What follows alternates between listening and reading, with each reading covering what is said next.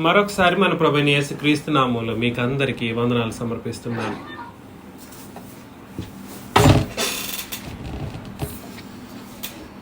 చాలా రోజులుగా మనం పరిశీలన చేయవలసిన ఒక అంశాన్ని చేయవలసినటువంటి అంశాన్ని ఈరోజు మీ ముందు ఉంచడానికి ప్రయత్నం చేస్తున్నాను. ఇది ఖచ్చితంగా మనకు తెలియవలసిన ఒక విషయం అన్నమాట.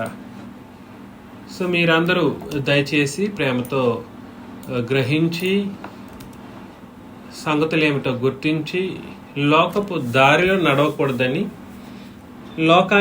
లోకంలో దారులు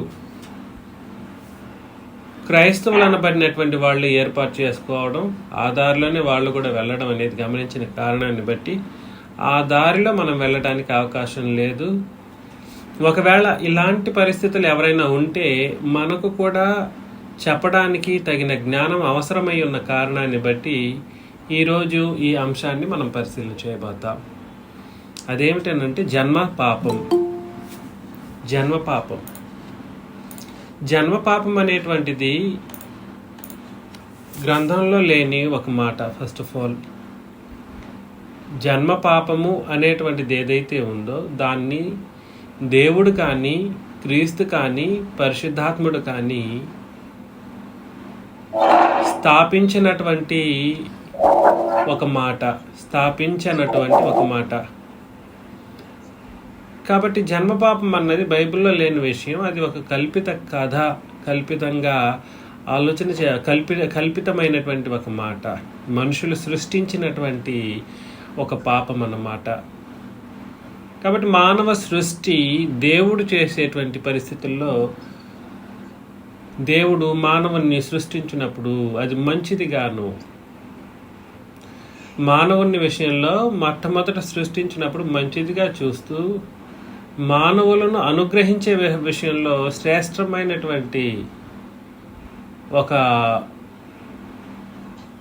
సృష్టిగా దేవుడు నరులకు పిల్లలను అనుగ్రహించడం అనేటువంటిది మనం గమనిస్తాం. కాబట్టి ఈ విషయాన్ని మనం గుర్తించండి. మానవుని సృష్టిలో పిల్లలు అన్నటువంటి వాళ్ళు, దేవుడు సృష్టించినప్పుడు పిల్లలు అనేటువంటి వారిని చాలా శ్రేష్టమైనటువంటి ఈవిగా మనుషులకు అనుగ్రహించడం మనం గమనిస్తాం. ఇన్ఫ్యాక్ట్ అది పితరుల యుగంలో కావచ్చు, ధర్మశాస్త్ర యుగంలో కావచ్చు, క్రొత్త నిబంధన యుగంలో కావచ్చు, అన్ని యుగాలలోనూ పిల్లల విషయంలో దేవుడు పాపరహితమైనటువంటి పరిస్థితుల్లోనే పిల్లల్ని ఇవ్వడం అనేటువంటి సంగతిని అన్ని యుగాల్లో లేఖన భాగాలు స్థాపిస్తూ ఉంటాయి. అన్ని యుగాల్లో లేఖన భాగాలు.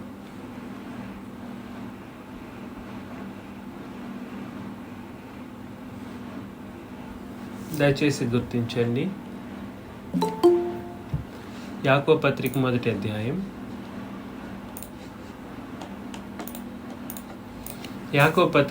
అధ్యాయం 15, 16, 17 వచనాలను మనం చదివినప్పుడు, దురాశ గర్భము ధరించి పాపమును కనగా పాపము పరిపక్వమై మరణమును కనును. నా ప్రియ సహోదరులారా, మోసపోకుడి. శ్రేష్టమైన ప్రతి ఇవియు సంపూర్ణమైన ప్రతి వరమును పరసంబంధమైనదై జ్యోతిర్మయుడగు తండ్రి యొద్ద నుండి వచ్చును.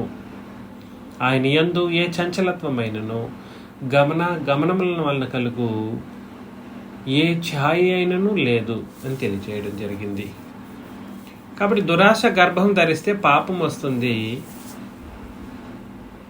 పాపం పరిపక్వం అయితే ఏమొస్తుందంటే మరణం వస్తుంది. నా ప్రియ సహోదరులారా, మోసపోకుడి. పాపం దేని ద్వారా వస్తుంది అని అంటే దురాశ గర్భం ధరించడం ద్వారా పాపం వస్తుంది. కానీ పిల్లలకు అనేటువంటి విషయంలో శ్రేష్టమైన ప్రతి ఇవి సంపూర్ణమైన ప్రతి వరముగా పరసంబంధమైనటువంటిదిగా జ్యోతిర్మయుడకు తండ్రి యొద్ద నుండి వచ్చేటువంటిది ఏదైతే ఉందో, ఆ ఈవి లేదా ఆ వరం ఏదైతే ఉందో అది శ్రేష్టమైనది, సంపూర్ణమైనది, పరసంబంధమైనది. ఏంటేంటి? శ్రేష్టమైనది, సంపూర్ణమైనది, పరసంబంధమైనది. ఆయన యందు ఏ చంచలత్వమైనను గమనముల వలన కలుగు ఏ ఛాయ అయినను లేదు. కాబట్టి చంచలత్వం కానీ గమనముల వలన కలుగు ఛాయ అంటే అర్థం ఏమిటంటే దేవుని యందు ఏ పక్షపాతము లేదు. పిల్లల విషయంలో పిల్లల గురించి మాట్లాడుతున్నాడు. పరలోకం నుండి జ్యోతిర్మయుడకు తండ్రి యొద్ద నుండి వచ్చేటువంటిది ఇప్పుడు మనుషులందరికీ ఆయన పక్షపాతం లేకుండా ఇచ్చేది ఏమిటి అని అంటే పిల్లలు ఎవరికి ఆయన చంచలత్వాన్ని కలిగి ఉండరు. ఎవరి పట్లను గమనముల వలన కలుగు ఏ ఛాయ ఆయన లేదు. పక్షపాత ధోరణి ఆయన దగ్గర లేదు. ఆయన అందరికీ పిల్లలను అనుగ్రహిస్తారు. కాబట్టి పిల్లలు శ్రేష్టమైనటువంటి ఇవి, పిల్లలు సంపూర్ణమైనటువంటి వరము, పిల్లలు పరసంబంధమైన వాళ్ళు ఎక్కడి నుండి వస్తారని అంటే జ్యోతిర్మయుడకు తండ్రి యొద్ద నుండి వస్తారు. అర్థమవుతుంది కదండి. పిల్లలు ఎక్కడి నుండి వస్తారు? పరలోకము నుండి దేవుని యొద్ద నుండి వస్తారు. దేవుని యొద్ద నుండి వస్తారు. సంపూర్ణమైనటువంటి వరమైనటువంటి వాళ్ళు ప్రతి శ్రేష్టమైనటువంటి ఈవిగా ఉన్నటువంటి వాళ్ళు ప్రతి ఒక్కరూ అదే పరిస్థితుల్లోనే ఈరోజు పేరు పెట్టబడినటువంటి ప్రతి వాళ్ళు ఇప్పటికిప్పుడే నవజాత శిశువులైనప్పటికీ కూడా సరే, ఎవరెవరైతే ఉన్నారో మనమందరం కూడా సరే ఒకానొక కాలంలో ఆ పరిస్థితుల్లోనే పుట్టిన వాళ్ళం. ఏ పాపం ఎరగకుండా, ఏ పాపము లేని వాళ్ళంగా, పరసంబంధమైన వాళ్ళంగా జ్యోతిర్మయుడగు తండ్రి యొద్ద నుండి భూలోకానికి దిగి వచ్చినటువంటి వరం. ఈ విషయంలో దేవుడు ఎవరి ఎడలా తన యొక్క పక్షపాత ధోరణిని కనపరచడు. పిల్లలు ఇవ్వకపోవడం అది వేరు సంగతి. ఇచ్చే విషయం గురించి మాట్లాడుతున్నప్పుడు పిల్లలు ఇచ్చే విషయంలో దేవుడు ఏం చేయరు? పక్షపాత ధోరణిని ప్రదర్శించరు. అది పాపులే కావచ్చు, అది క్రైస్తవేతరులు కావచ్చు, డినామినేషనలిజం కావచ్చు, ఇంకెవరైనా కావచ్చు. వీళ్ళందరూ దేవుని యొద్ద నుండి దిగి వచ్చిన వాళ్ళే ప్రతి ఒక్కరూ. నేడు 800 కోట్ల మంది ప్రజలందరూ కూడా సరే అక్కడి నుండి వచ్చిన వాళ్ళు. ఎక్కడి నుండి వచ్చారు? జ్యోతిర్మయుడకు తండ్రి యొద్ద నుండి పరలోకము నుండి వచ్చిన వాళ్ళం మనమందరం. అయితే పాపము అనేది అలా కలిగినది కాదు. దురాశ గర్భం ధరించి పాపము కంటే పాపము పరిపక్వమై మరణమును కంటుంది అని అన్నాడు అన్నమాట. కాబట్టి పాపము వేరు, పాపము దురాశ గర్భం ధరించి పాపం కలిగేటువంటి విషయం వేరు, పరిశుద్ధమైనటువంటి రీతిలో పిల్లలు పుట్టేటువంటి విషయం రెండు వేరు. రెండింటిని కలిపితే మనుషులు ఏమైపోతారంటే మోసపోయిన వాళ్ళగా ఉంటారు. 16వ వచనంలో అదే చెప్పాడు. నా ప్రియ సహోదరులారా, మీరు అదే ధోరణిలో వెళ్ళకండి, మీరు మోసపోకండి. ఈరోజు చాలా మంది పుట్టినటువంటి పిల్లలు పాపం ద్వారా పుడుతున్నారన్నటువంటి ఒక పరిస్థితిని ఒక పెద్ద ఎత్తున బోధించటం, ఎస్పెషలీ 100% రోమన్ క్యాథలిక్ వాళ్ళు దీనిని ఖచ్చితంగా పాటిస్తారన్నమాట. జన్మ పాపం. పుట్టినటువంటి నవజాత శిశువులను తీసుకెళ్ళి, కొన్ని నెలల బిడ్డల్ని తీసుకెళ్ళి వాళ్ళకి బాప్తిస్మాలు ఇచ్చేయటం. ఎందుకంటే వాళ్ళు పాపం వలన పుట్టారు, బాప్తిసం వలన ఏం కలుగుతుంది? రక్షణ కలుగుతుంది అన్న ఉద్దేశంతో వాళ్ళని తీసుకెళ్ళి ఏం చేస్తుంటారనంటే నీళ్ళలో ముంచి లేపేస్తూ ఉంటారు. అలా చాలామంది పిల్లలు చనిపోయినటువంటి దాఖలాలు కూడా ఉంటాయి. నీళ్లలో ముంచిన పరిస్థితులు ఉన్నాయి. దయచేసి గుర్తించి గ్రహించండి. పాపం అనేది దురాశ వలన కలుగుతుంది. పాపం అనేది దేని వలన కలుగుతుంది? పాపానికి మూలాలు ఏమిటి? ఒకటి దురాశ, కరెక్ట్. 2 మొదటి యోహాను పత్రిక 3వ అధ్యాయం 4వ వచనంలో ఆజ్ఞాతిక్రమమే పాపము అనడం జరిగింది. మొదటి యోహాను పత్రిక 3వ అధ్యాయం 4వ వచనంలో ఆజ్ఞాతిక్రమమే పాపం. పిల్లలకి ఆజ్ఞలు ఏమిటో తెలుసా అండి? నియోనటల్ బేబీస్కి అంటే అప్పుడే పుట్టినటువంటి బిడ్డలకు ఏమైనా పాపం తెలుసా? వాళ్ళకి ఆజ్ఞ ఏమిటో తెలుసా? ఆజ్ఞాతిక్రమం పాపం అని అంటే అది సంగతి వేరు. పాపం ఎలా కలుగుతుందో తెలియనటువంటి మనుషులు నేడున్నటువంటి మనుషులు. 1 యోహాను 5:17 కూడా సరే, సకల దుర్నీతియు పాపం. 1 యోహాను 5:17. సకల దుర్నీతి పాపం. పాపం అనేది ఎలా కలుగుతుంది? 1, ఆజ్ఞను అతిక్రమించడం ద్వారా కలుగుతుంది. 2, సకల దుర్నీతి. దుర్నీతి అంటే ఏమిటో కూడా తెలియని పిల్లల్లో ఎలా పాపం కలగడానికి అవకాశాలు ఉంటాయి? యాకోబు పత్రిక 4వ అధ్యాయం 17వ వచనంలో, యాకోబు పత్రిక 4:17. కాబట్టి మేలైనది చేయ నెరిగియు అలాగు చేయని వానికి ఏం కలుగుతుంది? మేలైనది చేయ నెరిగియు అలాగు చేయని వానికి ఏం కలుగుతుంది? పాపము కలుగును. యాకోబు 4:17. యాకోబు పత్రిక 1వ అధ్యాయం 15లో ఇంతకు ముందు చదివినట్లు, దురాశ గర్భము ధరించి పాపము కనగా పాపం పరిపక్వమై మరణమును కనును అని అన్నాడు. ఇలా మరికొన్ని నిర్వచనాలు ఉన్నాయి, ఇంకా ఉన్నాయి నిర్వచనాలు. రోమిలకు రాసిన పత్రికలో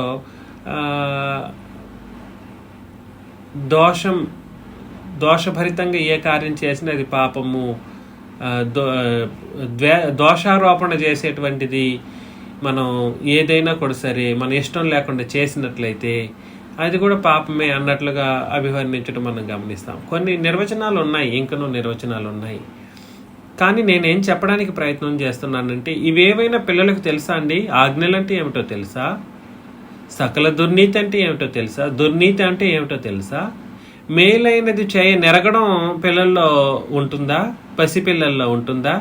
కనీసం 5-6 సంవత్సరాల వరకు వచ్చేంత వరకు కూడా సరే, లేదా టీనేజ్ వరకు కూడా సరే, మేలు ఏదో కీడు ఏదో తెలియలేని పరిపక్వత పిల్లల్లో ఉండదు.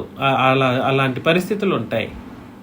తెలియని పరిస్థితి, ఆ పరిపక్వము లేని పరిస్థితి.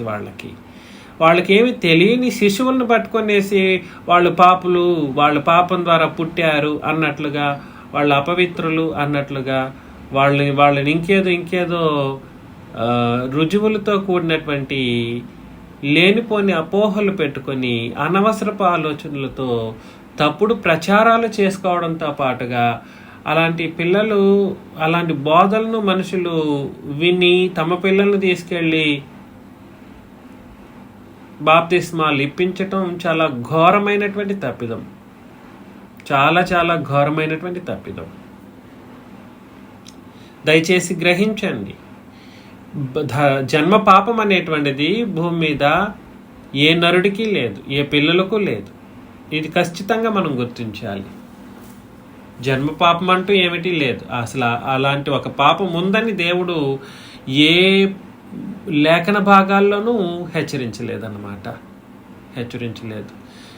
అందుకే యాకోబుకి రాహేలుకి పిల్లలు కలగాలన్నటువంటి ఉద్దేశంతో చాలా ప్రయత్నాలు చేస్తున్నప్పటికీ కూడా సరే, వాళ్ళు పిల్లలు పొందకపోవడం ద్వారా ఏం జరిగింది మీకేమైనా ఐడియా ఉందా?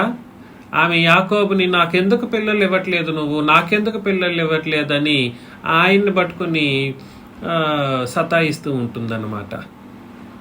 ఆదికాండం 30వ అధ్యాయం 2వ వచనంలో, ఆదికాండం 30వ అధ్యాయం 2వ వచనం,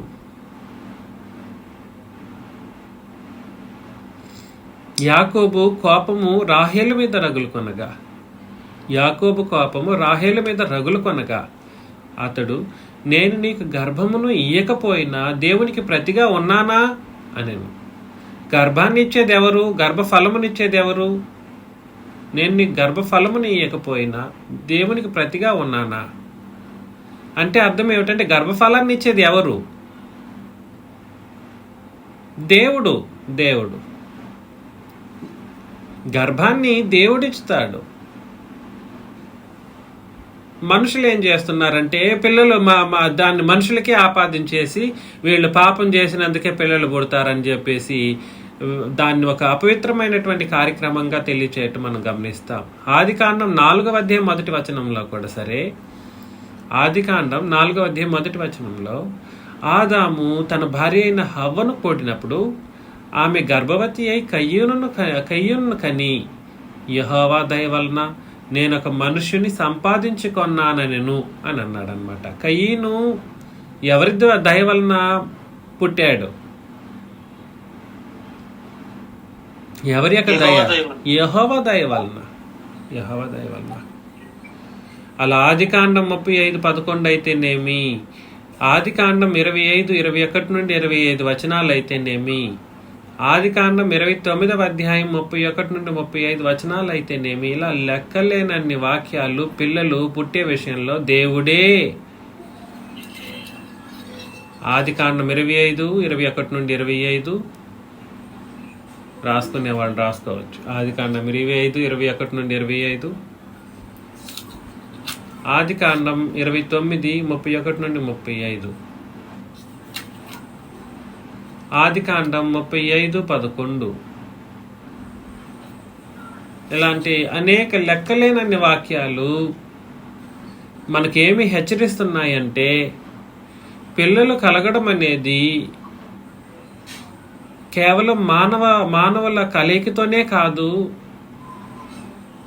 అది దేవుని యొక్క అనుగ్రహం. దేవుని యొక్క అనుగ్రహం. గర్భఫలాన్ని ఇచ్చే బాధ్యత దేవుడు వహిస్తారు. ఎవరు వహిస్తారు? దేవుడు అనుగ్రహించేటువంటి ఒక పవిత్రమైనటువంటి ఏమిటి? పవిత్రమైనటువంటి వరం పిల్లలు, పవిత్రమైనటువంటి బహుమానం. ఎక్కడి నుండి వస్తారు వాళ్ళు? పవిత్రమైన, అతి పరిశుద్ధమైన, పర సంబంధమైనటువంటి వాళ్ళు ఎక్కడి నుండి వస్తారు? జ్యోతిర్మయుడకు తండ్రి వద్ద నుండి, పరలోకం నుండి దిగి వచ్చేటువంటి పవిత్రులు వాళ్ళు, శ్రేష్టమైనటువంటి వాళ్ళు, సంపూర్ణులైనటువంటి వాళ్ళు. వాళ్ళని పట్టుకొని పాపులని చూడడం ఎంత తప్పో, అంటే పాపం ఏమిటో తెలియలేనంత మూర్ఖులుగా ఉండటంతో పాటు పిల్లల్ని సైతం పాపులుగా చేసేటువంటి ఒక పరిస్థితుల మానవ జాతి మనం నేడున్నటువంటి మానవ జాతి. ప్రసంగి 7వ అధ్యాయంలో 29వ వచనాన్ని కూడా మనం చదివినప్పుడు, ప్రసంగి గ్రంథం 7:29, ఇది ఒకటి మాత్రం నేను కనుగొంటిని, ఏమనగా దేవుడు నరులను యథార్థవంతులుగా పుట్టించెను. ఎలా పుట్టించారు? యథార్థవంతులుగా. ఎవరిని? మనుషులు. ఇది వీళ్ళు వాళ్ళనా? కాదండి. ఇది హిందువులు, ముస్లింలు, దేవుని నమ్మిన వాళ్ళు, దేవుని నమ్మని వాళ్ళు అన్నట్లుగా ఏమైనా ఉందా? ఇలాంటి తారతమ్యం ఏమీ లేదు. కాబట్టి సొలొమోను చాలా తేటగా చెప్పేస్తున్నాడు ఇక్కడ, ఇది ఒక్కటి మాత్రం నేను కనుక్కున్నా. ఏమిటా ఒకటి? ఏమిటనంటే, దేవుడు నరులను పుట్టించేటప్పుడే పరిశుద్ధులుగా, యథార్థవంతులుగా, ఏ పాపము లేని వారిగా, శ్రేష్టమైనటువంటి వారిగా, సంపూర్ణమైనటువంటి వరముగా వాళ్ళని పుట్టిస్తూ ఉంటారు తండ్రి అయిన దేవుడు.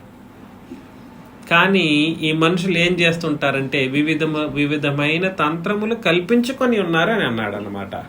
ఏం కల్పించుకున్నారు? తంత్రములు కల్పించుకొని ఉన్నారు. తంత్రములు వివిధములైన సాధారణమైన తంత్రాలు కావు. ఏదేదో ముడి వేస్తూ ఉంటారు, లేనిపోని తంత్రాలు చెబుతూ ఉంటారు, పనికిరాని ఊహలతో ముడివేసి దేవుని యొక్క లేఖన భాగాలను అపార్థం చేసి బోధిస్తూ ఉంటారు. దయచేసి ఈ విషయాన్ని మనం గుర్తిందాం. ఈ లోకపు పోకడను మనం సరిగ్గా అర్థం చేసుకోవలసినటువంటి పరిస్థితులు మనకు కూడా ఉన్నాయి. ఎందుకంటే రేపొద్దున అలాంటి వాళ్ళు మన యొద్దకు వచ్చినప్పుడు మనం ఖచ్చితంగా చెప్పి నేర్పించవలసినటువంటి బాధ్యత మనందరి ఎడల ఉంది. యేసు ప్రభు సాక్షాత్తు భూమి మీద బ్రతికినప్పుడు ఆయన పిల్లల గురించి ఏం మాటలు చెప్పారో మనం పరిశీలన చేస్తాం. మత్తయి సువార్త 19వ అధ్యాయంలో, మత్తయి సువార్త 19:14 ఎవరైనా చదవండి. ఆయన శిష్యులను తీసుకుని వచ్చిన వారిని గద్దింపగా యేసు చిన్నపిల్లలను ఆటంకపరచక నా వారిని నా యొద్దకు రానియుడి, పరలోక రాజ్యము ఎలాంటి వారిదని వారితో చెప్పి వారి మీద చేతులుంచి అక్కడి నుంచి లేచిపోయాను. చూసారా, చేతులుంచి అంటే వాళ్ళని ఆశీర్వదించి, ఎవరిని? పిల్లలను. పిల్లలు ఆయన శిష్యులను తీసుకొని వచ్చిన వారిని, ఆయన శిష్యులు తీసుకొని వచ్చిన వారిని గద్దింపగా, ఎవరిని తీసుకొని వచ్చినారు? చిన్నపిల్లల్ని తీసుకొచ్చినప్పుడు గద్దించారు శిష్యులు. చిన్నపిల్లలను ఆటంకపరచొద్దు, వారు నా యొద్దకు రానివ్వండి, పరలోక రాజ్యము ఇలాంటి వారిదని వారితో చెప్పి. ఎందుకనంటే పిల్లలలో యథార్థత ఉంటుంది, వాళ్ళలో పాపము లేదు. కానీ పుట్టిన తర్వాత తల్లిదండ్రులు వివిధములైన తంత్రాలను కల్పించి, ఇదిగో ఇట్లా ఇట్లా చెప్పు, ఎట్లా చేయి చూపించు, ఇదిగో ఇట్లా ముక్కు కోసేస్తానని చెప్పు, ఆ తర్వాత కత్తి చూపించు, కాల్లో తంతానని చెప్పు అని ఆ పిల్లలకు కల్పించి ఇలాంటి అనేక తప్పుడు మార్గాలను వాళ్ళకి యథార్థమైన హృదయంలో, పవిత్రమైన పసి హృదయంలో ఇలాంటి తంత్రాలను కల్పించుకొని వాళ్ళ యొక్క మనసులను చెరిపివేసేటువంటి పరిస్థితులను మనం గమనిస్తూ ఉంటాం. చిన్నప్పటి నుండే చెరిపేస్తూ వస్తుంటారు. చిన్నపిల్లల్లో ఎంత గ్రాస్పింగ్ పవర్ ఉంటుందని అంటేనండి, చాలా గ్రాస్పింగ్ పవర్ ఉంటుంది. వాళ్ళ యొక్క వాస్తవికతను తెలియజేస్తున్నారు క్రీస్తు యేసు. పరలోక రాజ్యము అలాంటి వారిది. ఎలాంటి వారిది? చిన్నపిల్లలు లాంటి వారిది అంట. ఎందుకనంటే చిన్నపిల్లలలో పాపం అనేది ఉండదు. గెలిపిస్తే మనం తంత్రాలు కల్పించి పిల్లలకు నేర్పించవచ్చేమో కానీ చిన్నపిల్లల్లో పాపం ఉందని స్థాపించేవాడు శాపగ్రస్తుడు. ఎందుకనంటే అది క్రీస్తుని, తండ్రిని, పరిశుద్ధాత్ముడిని తృణీకరించి మాట్లాడేటువంటి మాటలు అవి. పిల్లల్ని పాపులుగా చూసేటువంటి వాళ్ళు. డిజైన్లోనే, పిల్లలు పుట్టించే కార్యక్రమంలోనే తండ్రిని దేవుడు సమస్తాన్ని తన బాధ్యతగా స్వీకరిస్తారు పిల్లల విషయంలో. ఎవరు? తండ్రిని దేవుడు తన బాధ్యతగా స్వీకరిస్తారు పిల్లల్ని పుట్టించేటువంటి విషయంలో. ఎంతటి బాధ్యత వహిస్తారు అని అంటే, గర్భంలో జరుగుతున్న ప్రతి అణువు సరిగ్గా ఉందో లేదో ఆయన గమనిస్తూ ఉంటారు. తల్లి గర్భంలో నిర్మించేటువంటి పరిస్థితిని తల్లి జరిగిస్తున్నప్పటికీ కూడా సరే, ఆయన ఏం చేస్తారో పాత నిబంధనలో ఒక వచన భాగం మనకు తేటగా తెలియచేస్తుంది.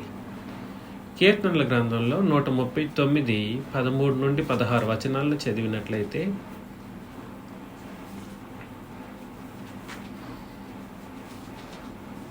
కీర్తనల గ్రంథం 139 13 నుండి 16 వచనాలు. నా అంతరింద్రియములను నీవే కలుగజేసితివి, నా తల్లి గర్భమందు నన్ను నిర్మించిన వాడవు నీవే. ఏంటండి మరలా నేను చెబుతున్నా, ఇక్కడ ఏమైనా మీకు తెలిసి వస్తుందా? మీ బ్రెయిన్లు పనిచేస్తున్నాయా? ఒక్కసారి ఆలోచన చేయండి. నా అంతరింద్రియములను నీవే కలుగు చేసితివి, నా తల్లి గర్భమందు నన్ను నిర్మించిన వాడు నీవే అనగానేమిటి? శేషుగా తల్లి గర్భంలో పుట్టించేది దేవుడే. ఆపండి చాలు. మరీ దాస్ గారు ఏమైనా ఐడియా ఉందా?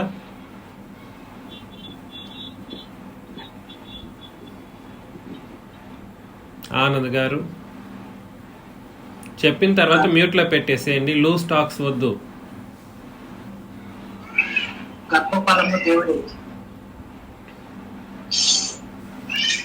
అక్కడ చెప్పిన వచన భాగానికి చెప్పాలి.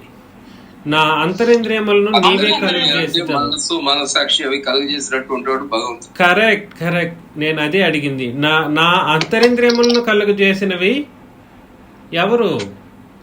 దేవుడు. అంతరింద్రియాలంటే అర్థం ఏమిటి అంటే ఆత్మను పంపించేది ఎవరు? పరలోకం నుండి దేవుడు పంపిస్తాడు. తల్లి గర్భంలోకి పంపిస్తాడు ముందు. అంతరింద్రియాలంటే అది తెలియాలి మనుషులకి. దేవుడు అంట ప్రతి తల్లి కడుపులోనంట ముక్కు ఇలా ఉంది, కళ్ళు ఇలా ఉంది. జ్ఞానేంద్రియాలకి అంతరింద్రియాలకి తేడా తెలియకుండా దేవుడు ముక్కును చేస్తాడు, కళ్ళు చేస్తాడు, అది చేస్తాడు, ఇది చేస్తాడని చెప్తా ఉంటారు. దేవుడు అలాంటి కార్యక్రమాలు చేయడు. కళ్ళు ముక్కు చేసింది ఒక వ్యక్తినే. ఎవరు ఆ వ్యక్తి? ముందు ఆదాము, తర్వాత ఆదాము నుండి హవ్వను సృష్టించారు. అలా సృష్టి కార్యక్రమం జరిగింది. ఆ తర్వాత ఏం చేశాడంటే ఇద్దరి స్త్రీ పురుష కలయికలను వాళ్ళ మధ్యలో పెట్టి వాళ్ళని పిల్లలు కనేటట్లుగా చేశారే తప్ప ప్రతి ఒక్కరికి గర్భాల్లో వెళ్ళి కళ్ళును చేయడు, ముక్కును చేయడు. ప్రతి ఒక్కడు ఇప్పుడు బోధించే బోధకుల్లో కూడా సరే ఇలాంటి అబద్ధ బోధలు సృష్టిస్తూ ఉన్నారు చాలా మంది. ప్రతి ఒక్కరు అలాంటి మాటలు తెలియజేస్తూ ఉంటారు. దేవుడు కలుగు చేసేది ఏమిటి అని అంటే అంతరింద్రియాలను కలుగు చేస్తాడు. అంటే ఆత్మ యొక్క భాగాలు, మనస్సు, మనస్సాక్షి, మనోనేత్రాలు, తర్వాత హృదయం, మంచి చెడ్డల వివేచన జ్ఞానం అనేటువంటిది దేవుడు కలుగు చేస్తాడు పిల్లల్లో. అది ఎప్పుడు పని చేస్తుంది? మంచి చెడ్డల జ్ఞానం అంటే అది ఒకటి మాత్రమే యవ్వనంలో వస్తుంది. మిగిలినవన్నీ యవ్వనానికి ముందు ఆత్మరూపంలో ఉన్నప్పటికీ కూడా సరే ఎప్పుడు పని చేయాలని అప్పుడు పని చేసేటట్లుగా దేవుడు దాన్ని జరిగిస్తూ ఉంటాడనమాట. కాబట్టి మానవ సృష్టిలో తల్లి గర్భంలో ఏం జరుగుతుంది అని అంటే ముందు అంతరింద్రియాలు కలుగు చేయబడతాయి. ఏం కలుగు చేయబడతాయి? ముందు ఆత్మ ప్రవేశిస్తుంది అని దాని అర్థం. ఏం ప్రవేశిస్తుంది? గర్భంలోకి దేవుని యొద్ద నుండి పవిత్రమైనటువంటి ఆత్మ గర్భంలోకి ప్రవేశిస్తుంది. ఇది తెలుసుకోండి దయచేసి. 14 నీవు నన్ను కలుగు చేసిన విధము చూడగా భయమును ఆశ్చర్యమును నాకు పుట్టుచున్నవి. అందును బట్టి నేను నీకు కృతజ్ఞతాస్తుతులు చెల్లించుచున్నాను. నీ కార్యములు ఆశ్చర్యకరములు. ఆ సంగతి నాకు బాగుగా తెలిసి ఉన్నది. కాబట్టి నువ్వు నన్ను కలుగు చేసిన విధం చూడగా భయం, ఆశ్చర్యం నాకు పుట్టుచున్నది. భయం కలుగుతుంది. ఒక ఆత్మ పరలోకం నుండి రావడం అనేది ఒక భయంకరమైనటువంటి పరిస్థితి.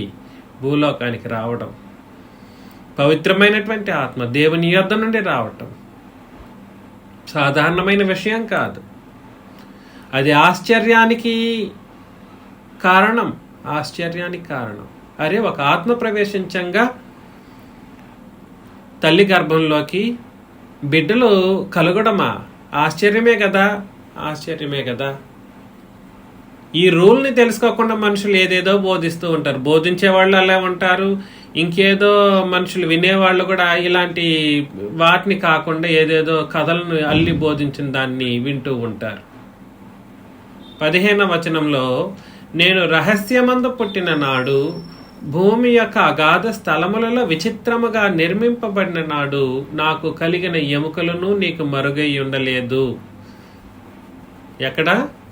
నేను రహస్యమందు పుట్టిన నాడు అంటే పరలోకం నుండి వచ్చినప్పుడే వీడు పుట్టాడని దాని అర్థం. ఎప్పుడు? పరలోకం నుండి తల్లి గర్భంలో ప్రవేశించినప్పుడే రహస్యమందు వాడు ఏం చేశాడు? పుట్టాడు. రహస్యమందు పుట్టిన నాడు భూమి యొక్క అగాధ స్థలములలో విచిత్రముగా నిర్మింపబడిన నాడు నాకు కలిగిన ఎముకలను నీకు మరుగై ఉండలేదు. నేను పిండమునై ఉండగా నీ కన్నులు నన్ను చూచెను. అప్పుడు ముందు ప్రవేశించేది ఆత్మ, తర్వాత పిండోత్పత్తి ప్రారంభం. అర్థమవుతుంది కదా నేను చెబుతున్నది? ఎముకలు అని అన్నాడు, కానీ అక్కడ ఎముకలు దేన్ని సూచిస్తుందని అంటే ముందు వెన్నెముకకు సంబంధించినటువంటి ఒక తోకలాగా కనబడేటువంటిది ఏదైతే ఉంటుందో ఆ భాగాన్ని సూచిస్తుంది. అది మీరు గుర్తించండి. కాబట్టి అలాగా ఎముకలు అనే విషయాన్ని అలా మాట్లాడాడు. నేను పిండమునై, ఆ తర్వాత అది పిండంగా మారిపోయి ఏమవుతుందనంటే, పిండంగా ఉన్నప్పుడు ఏం చేస్తాడు దేవుడు? ముక్కును ఒక విధంగా దిద్ది కన్ను ఒక విధంగా దిద్ది, నెత్తి ఈ విధంగా ఉండాలి, తల ఈ విధంగా ఉండాలని దేవుడు సృష్టిస్తూ కూర్చుంటాడా? అట్లేం చేయడు. అప్పుడు పిండోత్పత్తిగా ఉన్నప్పుడు, పిండాన్ని తయారు చేస్తున్నప్పుడు తల్లి గర్భం, నీ కన్నులు నన్ను చూచెను, చేసిన కాదు, కన్నులు చూస్తుంది అంతే. ఆయన కన్నులు చూస్తుంది, ఎలా జరుగుతుందో గమనిస్తూ ఉంటారు. నియమింపబడిన దినములలో ఒకటైనా కాకమునిపే నా దినములన్నీ నీ గ్రంథములో లిఖితములాయను అని అన్నాడు అన్నమాట. నియమింపబడిన దినములలో ఒకటైనా కాకమునిపే, ఇన్ని రోజులకి వీడు పుట్టాలి, భూమి మీదకి రావాలి అనేటువంటి ఒక నియామకానికి సంబంధించినటువంటి దినం, ఇన్ని రోజులకి వీడు చావాలన్నటువంటి పరిస్థితులు ఏవైతే ఉన్నాయో, మొదటి రహస్యమందు పుట్టిన దినాన్నే ఏం జరుగుతుందని అంటే, మానవ జనన మరణ, భూమి మీద జననం, భూమి మీద మరణానికి సంబంధించినటువంటి దినాలు ఆయన గ్రంథంలో లిఖితమైపోయి ఉంటుందన్నమాట. అందుకని మిమ్మల్ని ప్రేమతో నేను హెచ్చరిస్తున్న విషయం ఏమిటంటే, ఇక్కడ చాలా చాలా కీలకమైనటువంటి ఒక సంగతిని మనం గమనిస్తాం. నరుల్ని సృష్టించేది దేవుడు. ఎవరు నరులను సృష్టించేది? ఎవరు? దేవుడు. మీరు అనుకోవచ్చు తల్లిదండ్రుల కలయిక వల్లనే పిల్లలు పుడతారని. కాదు, కలయిక 50%, అంతకంటే ముందే దేవుడి నిర్ణయం అనేది ఒకటి ఉంది, అది 50%. అర్థమవుతుందా అండి? దేవుని నిర్ణయం ప్రకారం పిల్లలు అనేవాళ్ళు పుడతారు. దేవుడు అనుగ్రహించనిదే పిల్లలు అనేవాళ్ళు కలగరు. అందుకని హెబ్రీ పత్రికలో మనం అనేక సార్లు చదువుతూ ఉంటాం. 13వ అధ్యాయంలో పానుపు నిష్కల్మషమైనది, వివాహము ఎటువంటిది? పవిత్రమైనది. అన్ని విషయంలో ఘనమైనది అంటే పవిత్రతకు సంబంధించినటువంటి మాట. అది పవిత్రమైనటువంటి పాన్పు, పవిత్రమైనటువంటి కార్యక్రమం. అది దాన్ని పాపం అనే వాడిని ఏమనాలి? అది పాపం పాపం పాపం అని చెప్పుకొని పిల్లల్ని పాపులుగా చూసేటువంటి వాళ్ళు అంటే, వాళ్ళు ఏం చేస్తున్నారంటే దేవుణ్ణి పాపిగా చేసేటువంటి ఒక దుశ్చర్య చేస్తున్నారని అర్థం. దేవుణ్ణి పాపిగా రుజువు చేయటానికైన ప్రయత్నం చేస్తూ దేవుణ్ణి తప్పుదోవ పట్టించేటువంటి పరిస్థితి. దేవుడు తప్పుదోవ పడడు, కానీ వీళ్ళ యొక్క అజ్ఞానభరితమైనటువంటి ఆలోచన విధానాలు అలాగా ఉంటూ ఉంటాయి. కాబట్టి అంతరింద్రియములు అనగా ఆత్మ యొక్క ఇంద్రియాలు తల్లి గర్భమందు దేవుడు నిర్మిస్తాడు. ముందు ఆత్మ ప్రవేశం, తర్వాత ఏం జరుగుతుంది? పిండోత్పత్తి. ఆత్మ ప్రవేశం తర్వాత పిండోత్పత్తి. పిండోత్పత్తి తర్వాత ఏం జరుగుతుంది? దినాలన్నీ లెక్కించబడతాయి. ఏ దినాలు? నువ్వు ఎప్పుడు భూమి మీదకి రాబోతావు ఆ దినము రాస్తాడు దేవుడు. ప్రవేశించిన దినాన్నే ఉంటుంది. రహస్యమందు పుట్టిన నాడు, ఏ నాడైతే ఆత్మ ప్రవేశించిందో ఆ దినమే రాయబడి ఉంటుంది. ఆ తర్వాత ఇంకో దినం ఏమిటంటే భూమి మీద పుట్టబోయేటువంటి ఆ దినం రాయబడి ఉంటుంది. అదేవిధంగా మరణంలో కూడా సరే, మరణం ఏ రోజు సంభవిస్తుందో, భౌతిక మరణం ఏ రోజైతే సంభవిస్తుందో ఆ దినం కూడా సరే ఆయన యొక్క గ్రంథంలో లిఖితమై ఉంటుంది. కాబట్టి పరిస్థితి ఏమిటనంటే, మానవులు ఈ సంగతులను గుర్తించలేకుండా అనవసరపు ఊహలు చేసుకొని కల్పిత కథలు రాసుకొని భ్రమలో కార్యాలు జరిగిస్తూ ఉంటారు. అయితే దీనికి చాలా చాలా కీలకమైనటువంటి కొన్ని వచన భాగాలు ఉన్నాయి. అవి ఏం చేశాయి అంటే, ఈ కీలకమైనటువంటి వచన భాగాలు మనుషులని అపార్థంలోకి నడిపించేటట్లుగా ఉన్నట్టు కనబడుతున్నాయి, కానీ అవి ఏనాడు అపార్థాన్ని కల్పించవు. కీర్తనల గ్రంథం 51వ అధ్యాయం 5వ వచనంలో, కీర్తనల గ్రంథం 51:5 ఎవరైనా చదువుతారండి? 4, 5, 6. చదువుతానండి. కేవలము నీకే విరోధముగా నేను పాపము చేసి ఉన్నాను, నీ దృష్టి ఎడ్ల నేను చెడుతనం చేసి ఉన్నాను. కావున ఆజ్ఞ ఇచ్చినప్పుడు నీవు నీతిమంతుడుగా అగపడదు, తీర్పు తీర్చినప్పుడు నిర్మలుడుగా అగపడదు. నేను పాపములో పుట్టినవాడను, పాపములోనే నా తల్లి గర్భమును ధరించెను. నీవు అంతరంగములో సత్యము కోరుచున్నావు, ఆంతర్యమును నాకు జ్ఞానము తెలియజేయదు. చాలండి. కాబట్టి పరిస్థితి ఏమిటంటే, నేను పాపములో పుట్టినవాడను, పాపములోనే నా తల్లి నన్ను గర్భము ధరించెను. ఈ పాపములోనే నా తల్లి నన్ను గర్భము ధరించెను అనేటువంటి మాట, నేను పాపములో పుట్టినవాడను అని చెప్పబడినటువంటి ఆ మాట మనుషులను ఒక అపార్థం చేసుకునేటువంటి దారికి తీసిందనమాట. పాపములో అనే పదజాలం మనకు అర్థం కావాలి. పాపములో అన్నటువంటి మాట, లో అనేటువంటి మాట సార్వత్రికమైన స్థితిని సూచిస్తుంది. పాపములో అనే మాట ఏమిటి? సార్వత్రిక స్థితిని సూచిస్తుంది. కానీ నిర్దిష్టమైన లేదా ప్రత్యేకించబడినటువంటి పర్టికులారిటీని అది తెలియచేయదు. పాపములో అనేది ఇంక్లూజివ్ వర్డ్ అన్నమాట.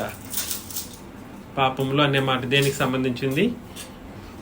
సార్వత్రికమైన పరిస్థితిని సూచిస్తుంది, కానీ నిర్దిష్టతను లేదా ప్రత్యేకించబడిన స్థితిని చూపించదు.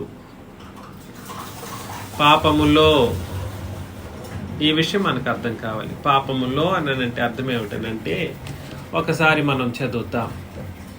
రోమిలకు రాసిన పత్రిక అనేక సార్లు మనం చదివాం. రోమిలకు రాసిన పత్రిక 5వ అధ్యాయం 11 నుండి చదువుతారు ఎవరైనా? మన ప్రభువైన యేసుక్రీస్తు ద్వారా మనం దేవుని యందు అతిశయపడుచున్నాము. ఆయన ద్వారానే మనం ఇప్పుడు సమాధాన స్థితి పొంది ఉన్నాము.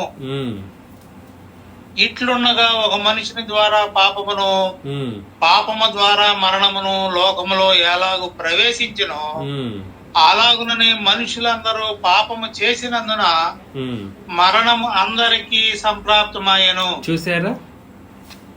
లోకములో ఏముందో చెప్పేశాడు. లోకములో ఏముంది? పాపం ఉంది. లోకములో పాపముంది.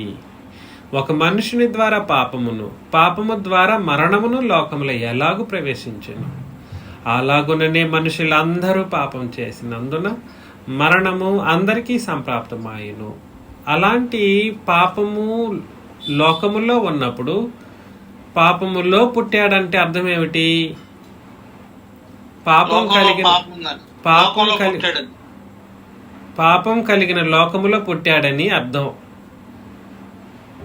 ఏమని అర్థం? పాపములో పుట్టాడంటే అర్థం ఏమిటంటే, పాపము కలిగిన లోకములో పుట్టాడు. పాపం కలిగిన లోకంలో పుట్టాడు. అక్కడే చెప్పాడు, ఒక మనుషుని ద్వారా పాపం వచ్చింది. ఆ మనుషుని ద్వారా పాపం వచ్చినప్పుడు ఏం జరిగింది? మనుషులందరూ ఏం చేసేశారు? పాపము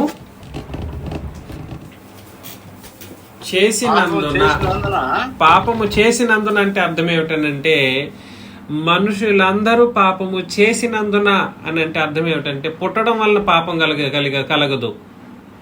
మరలా చెబుతున్నా, మనుషులు పుట్టినందుకు పాపం కాదు, పాపము చేసినందుకు ఏం కలుగుతుంది? పాపులై మరణం అందరికీ సంప్రాప్తమయ్యింది. చేసినందున అంటే క్రియారూపాన్ని సూచించే ఒక మాట. అది విశేషణానికి సంబంధించింది కాదు. విశేషణము, క్రియారూపం, వెర్బ్ ఇవి కూడా తెలియాలి కొంతవరకు. అలాగునే మనుషులందరూ పాపము చేసినందున అని అంటే, ఎవరు పాపం చేస్తే వాళ్ళకే పాపం అని అర్థం. అయితే పుట్టిన వాళ్ళందరూ ఏం చేశారు? పెరిగే కొద్దీ, ఇంతకుముందు చదివాను చూడండి, ఎలా పాపం చేస్తారు మనుషులు? ఆజ్ఞను అతిక్రమించి పాపం చేస్తారు. దుర్నీతి కలిగి పాపం చేస్తారు, మేలైనది ఎరిగియో అలాగూ చేయకుండా చేస్తే పాపం చేస్తారు, దురాశ గర్భం ధరిస్తే పాపము.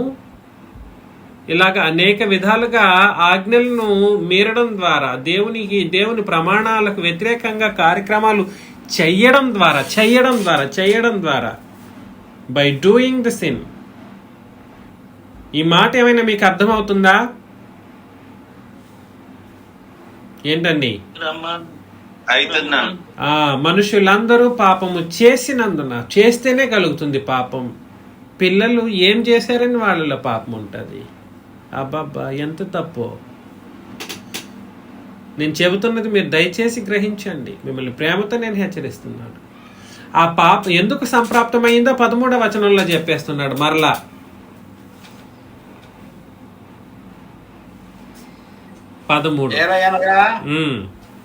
ధర్మశాస్త్రం వచ్చిన కనుక పాపం లోకంలో ఉండిన గాని ధర్మశాస్త్రం లేనప్పుడు పాపం ఆరోపింపబడదు. చూసారా?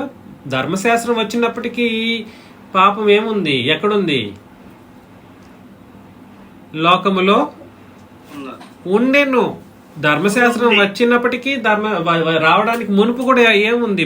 ధర్మశాస్త్రం రాక మునుపు కూడా ఏముంది? లోకంలో పాపం ఉంది. కాబట్టి లోకములో పుట్టడం అంటే ఎక్కడ పుట్టడం అని అర్థం? పాపములో పుట్టడం అని అర్థం. ఈ కనీస అవగాహన లేకుండా టకటక చెప్పేసేయడం కాదు, మనుషులు పాపం చేయడం ద్వారా పిల్లలు పుట్టారని చెప్పేసి. అందుకని ఇన్క్లూసివ్నెస్ అనేది మనకు అర్థం కావాలి. అది సార్వత్రికమైనది. కీర్తనలు 51:5 అనే ఆ వచనము, నేను పాపములో పుట్టినవాడను, పాపములోనే నా తల్లి నన్ను గర్భమున ధరించెను అని అంటే అర్థం ఏమిటనంటే, పాపమున్న లోకములో పుట్టినవాడను. పాపమున్న లోకంలోనే నా తల్లి ఏం చేసింది? నన్ను గర్భం ధరించింది. కాబట్టి నేను పెరిగి పెద్దవాడిని నీ ముందు నేను పాపం చేశానేమో తండ్రి, నువ్వైతే నీతిమంతుడు, నువ్వు పరలోకంలో ఉన్నవాడు, నువ్వు అతి పరిశుద్ధుడు అని తను తాను తగ్గించుకుంటూ మాట్లాడేటువంటి ఒక మాటను పట్టుకున్నారు మనుషులు. అయ్యో, పాపంలో పుట్టాడు, పాపం చేయడం ద్వారా పుట్టాడు, పాపంలో పుట్టాడు, పాపం చేయడం ద్వారా పుట్టాడు అనేటువంటి రెండు పదజాలాల మధ్య బిగ్గెస్ట్ డిఫరెన్సెస్ని అర్థం చేసుకోలేని మూర్ఖులుగా నేడున్న చదువుకున్న మనుషులు తయారయ్యారు. నేను చెబుతున్నది మీకు అర్థమవుతుందని నేను అనుకుంటున్నా. అర్థమవుతుంది కదండి? ఇప్పుడు కూడా సరే, మనం ఎక్కడున్నాం? పాపంలోనే ఉన్నాం. అంటే అర్థం ఏమిటంటే, మనం పాపంలో ఉన్నాం అని అంటే దాని అర్థం ఏమిటి? కరెక్ట్. మనం కూడా ఆ మాట చెప్పొచ్చు. పాపంలో ఉన్నామంటే నేను పాపం చేస్తున్నానని కాదు, లేదా మనం పాపం చేస్తున్నామని కాదు. పాపం ఉన్న లోకంలో మనం కూడా ఉన్నాం. పాపము అనేది చేస్తే కలిగేదే కానీ ఆపాదిస్తే కలగదు. ఎవరి పాపం వాళ్ళదే. పిల్లలు పాపం చేయరు. పిల్లలు పాపం, పసిపిల్లలు ఏం పాపం, నవజాత శిశువులు ఏం పాపం చేస్తారండి? హెబ్రీలకు రాసిన పత్రిక 10:26లో, హెబ్రీలకు రాసిన పత్రిక 10:26, మనము సత్యమును గూర్చి అనుభవ జ్ఞానం పొందిన తర్వాత బుద్ధిపూర్వకముగా పాపము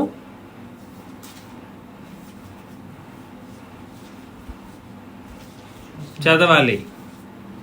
చేసిన ఎడల, బుద్ధిపూర్వకముగా పాపము చేసిన ఎడల చేస్తే కలిగేదే పాపం అండి. అది ఆపాదించడం కాదు. చూసి చూసి మరియదాస్ గారిని నేను పట్టేసి, ఏం పాపం చేస్తా ఉంటాడు ఆయన, ఎప్పుడు చూసినా పాపం చేస్తాడు, ఆయన పాపం చేయడు, ఏమి చేయడు. అలా పాపం అనేటువంటి మాట ఆయన పాపిగా నేను చూడాలని అంటే he has to do the mistakes.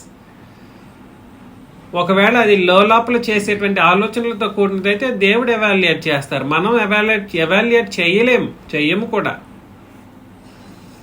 1 తిమోతికి రాసిన పత్రిక 5:20లో కూడా సరే, తిమోతికి రాసిన 1 పత్రిక 5:20 మనం చదివినప్పుడు, ఇతరులు భయపడు నిమిత్తం పాపము చేయువారిని, ఎవరిని? చేయువారిని అందరి ఎదుట గద్దింపము, అందరి ఎదుట గద్దింపము. నేను దయచేసి చెప్పడానికి ప్రయత్నం చేస్తున్న విషయాలు గుర్తించండి. మీరందరూ ఈ విషయాలను అర్థం చేసుకోవాలి. పాపం అనేది చేయడం ద్వారా కలుగుతుంది, కానీ ఆపాదించడానికి అవకాశం లేదు. దాన్ని ఆపాదిస్తే నువ్వు నేను ఆపాదిస్తామే, కానీ దేవుడు ఆ ఆపాదనను అంగీకరించడు. ఆయన మనసులో ఎన్ని పాపాలు మనసులో చేశాడో అని మరే దాస్ గారు నేను అంటే పాపాన్ని ఆపాదించాను అనుకోండి, నేను అపరాధిగా తీర్చబడతాను. ఊహల్లో తేలి ఆడితే నేనే అపరాధిని అవుతాను. కాబట్టి ఇలాంటి కుయుక్తితో తంత్రములతో కూడినటువంటి కుయుక్తి బుద్ధులను మనం ఏం చేయాలి? దూరం పెట్టాలి. పిల్లల్ని యథార్థవంతులుగా చూడడం ప్రారంభించాలి. వాళ్ళు పవిత్రులు, వాళ్ళకి కల్పితాలు నేర్పించకూడదు. వాళ్ళు పవిత్రులు అని అన్నప్పుడు అది ఎక్కడి నుండి వచ్చారో మనం గుర్తించగలుగుతున్నాం. పిల్లలు పరలోకం నుండి వచ్చిన వాళ్ళు శ్రేష్టమైనటువంటి ఈవులు, పరిపూర్ణమైనటువంటి వరమైనటువంటి వాళ్ళని ఆ కోణంలో మనం చూడాలి. పాపభరితమైనటువంటి పిల్లలుగా వాళ్ళని చూడడానికి అవకాశం లేదు. అలా చూస్తే దేవుడు తప్పు చేశాడని అర్థమవుతుంది. మనం పిల్లల్ని చూసినప్పుడు పాపంతో పుట్టారు, పాపము వలన పుట్టారు అని అంటే మాత్రం ఏమని అర్థం? దేవుడు తప్పు చేశాడు. దేవుని తప్పు వలన ఏం జరిగింది? పిల్లలు పుట్టడం జరిగింది. నా తల్లి గర్భమందు నన్ను నిర్మించింది దేవుడే, నీవే అని అన్నప్పుడు నిర్మాణకుడు తప్పు అవుతాడు. పిల్లలు పుట్టించే కార్యక్రమంలో ఆయనే బాధ్యత వహించి ముందు ఆయనకు ఆత్మను నీలో ప్రవేశపెట్టడం ద్వారా నిన్ను రహస్యమందు పుట్టించిన నాడు ఏం జరుగుతుందంటే నువ్వు పిండంగా ఉన్నప్పుడు ఆయన కన్నులు నిన్ను చూస్తూ ఉంటాయి. నీకు కలిగిన ఎముకలు ఆయన కనుసన్నల్లో కలుగుతూనే ఉంటాయి, కనబడుతూనే ఉంటాయి. ఆయనకు మరుగుగా ఉండదు, ఆయనకు మరుగయ్యి ఏదీ ఉండదు. తల్లి గర్భమున జరిగే ప్రాసెస్ అది. దాన్ని పట్టుకొనేసి ఆయన్ను పాపి చేయటం, లేదా క్రీస్తును పాపి చేయటం, లేదా పరిశుద్ధాత్మని పాపిగా చేయడం అనేది ఏనాటికి జరగకూడదు. అలా చేస్తే అది శాపగ్రస్తమైనటువంటి ఒక పరిస్థితి.